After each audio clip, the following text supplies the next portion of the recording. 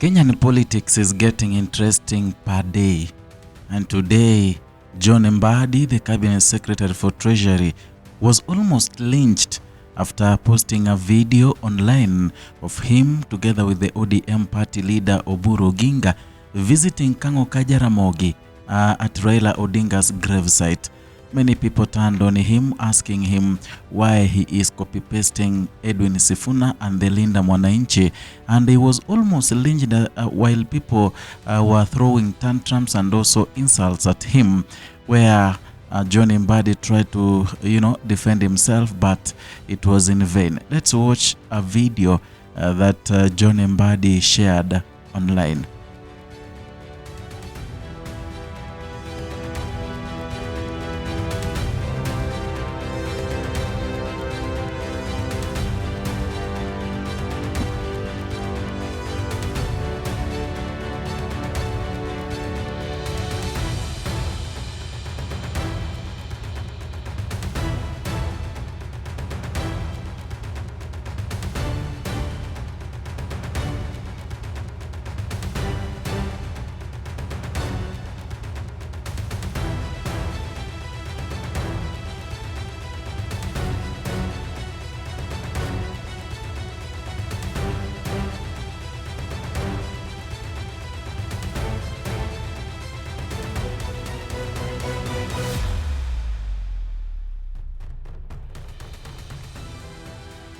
Many Kenyans online went wild after Mbadi shared this video. It is a short video of around 50-something seconds, but it brought trouble to him. And Mbadi, who could not fathom the kind of insults that were being hurled on him, he started replying to some of the people, begging them, telling them, this was on Friday before Sifuna. This was Friday. In fact, he even started sharing screenshots that he was there on Friday. But people never took that positively. They started hurling insults on him, telling him, wazee wanakopi watoto wadogo, shame on you. It was funny the way Kenyans almost lynched him online. But then we must read into the reason why John Mbadi decided to post a video today. Remember, they went on Friday. On 24th, they went to the graveside or the gravesite of Raila Odinga in Kango Kajaramogi. But because of the pressure and everything, he posted a video today. In fact, 4 days after. And there is a reason why John Mbadi did that. Number one, to gain recognition. When he posted on Friday, no one recognized that they'd gone there. Except when Sifuna went there, it was wild. The whole country knew that Edwin Sifuna had visited Raila Odinga. So he also wanted recognition the same way others received. Perhaps watu waiongelee kidogo.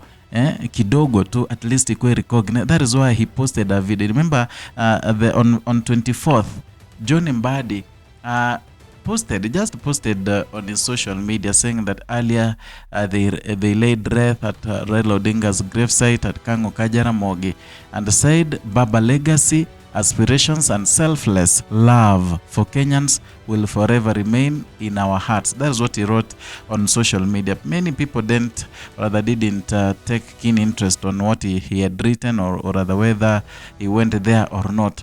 So he decided to redo that today by posting a video. Perhaps it could be run in some news bulletin and stuff today. Number two, reason why he posted the video today, it is because the people from the Luo nation and even Kenyans, Kenya-wide, they had realized that Sifuna loved Raila so much than anyone else in ODM.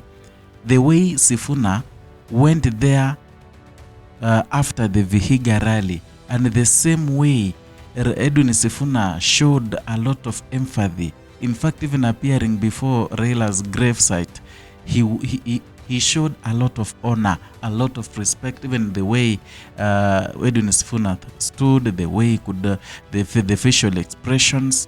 In fact, here it showed that honor. And therefore the people in Kenya recognized, or rather realized, according to them, that Edwin Sifuna perhaps was the loved leader.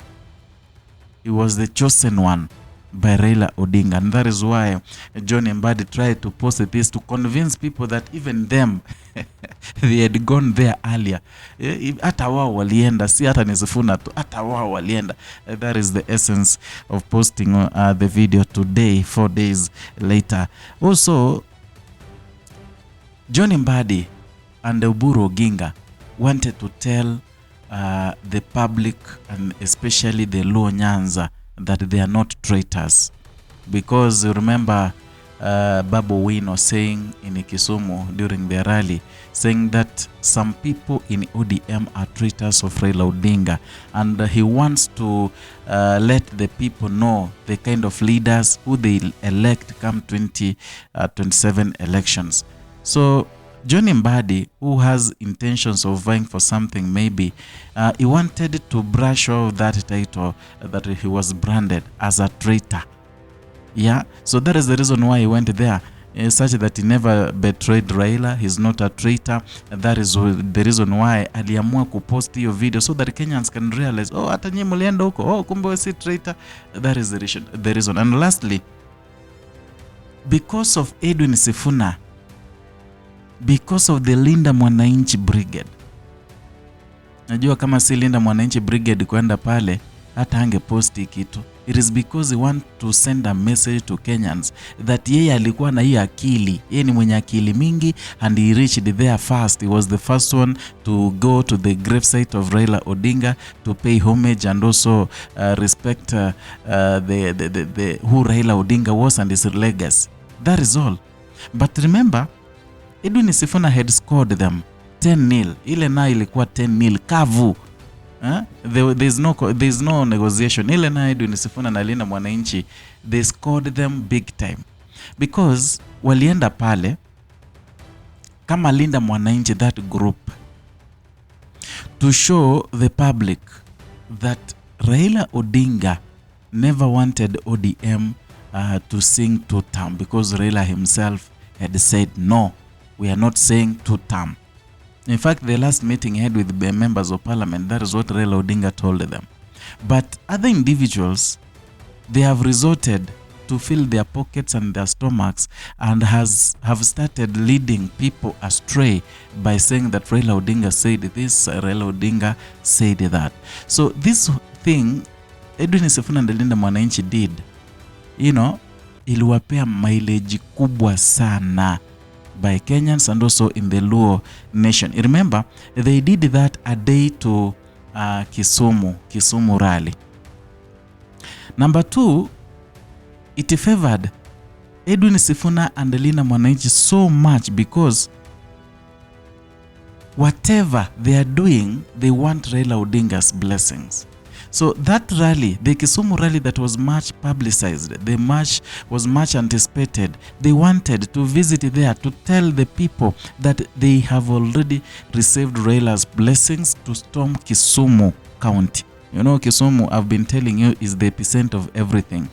And Raila Odinga was using Kisumu as to pass a message. In fact, Kisumu is where Raila Odinga came from, is where Tom Mboya came from, is where Jaramogi Oginga. It has raised the people. And therefore, going to Kisumu, it means you've touched the epicenter of Luoland.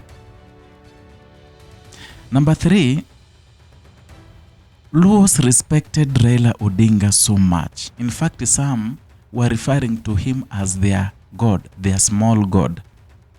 And therefore, the Linda Mwananchi and Edwin Sifuna, they went there to tell the people that, we've gone to Baba's grave. He has allowed us to have the rally. So if you respect Raila Odinga so much, or rather, if you respected him, we are his students and we want to do this thing, allow us do that. That was the meaning, and it worked perfectly.